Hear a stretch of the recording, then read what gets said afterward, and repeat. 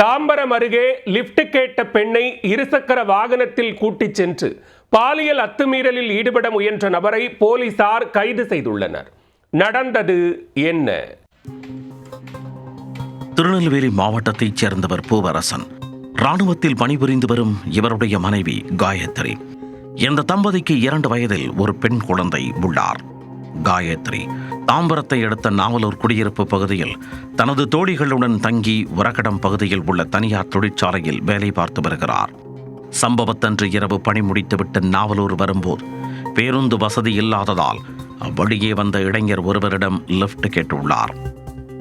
அந்த நபர் பெண்ணை பைக்கில் ஏற்றிக்கொண்டு நாவலூர் பகுதியில் இறக்கிவிடாமல் ஏரிக்கரை பகுதிக்கு அழைத்துச் சென்றுள்ளார்.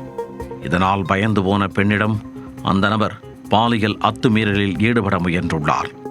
அதிர்ச்சியடைந்த அந்த பெண் கீழே கிடந்த பீர் பாட்டிலை எடுத்து அந்த நபரின் தலையில் ஓங்கி அடித்ததில் தலை சுற்றி கீழே விழுந்துள்ளார்.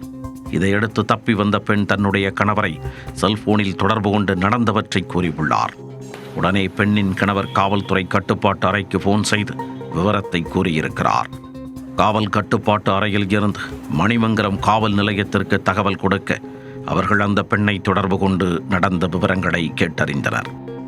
அவர் கூறிய அடையாளங்களை வைத்து தேடுதல் வேட்டை நடத்தியதில் நாவலூர் குடியிருப்பு பகுதியில் வசித்து வந்த அந்த நபரை போலீசார் பிடித்தனர்.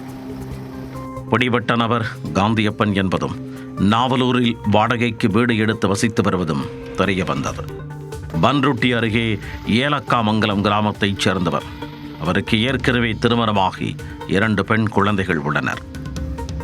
இந்த நிலையில் 2வதாக ஒரு பெண்ணை திருமணம் செய்து நாவலூர் குடியிருப்பில் வீடு வாடகைக்கு எடுத்து தங்கியுள்ளார் என்பது விசாரணையில் தெரிய வந்தது.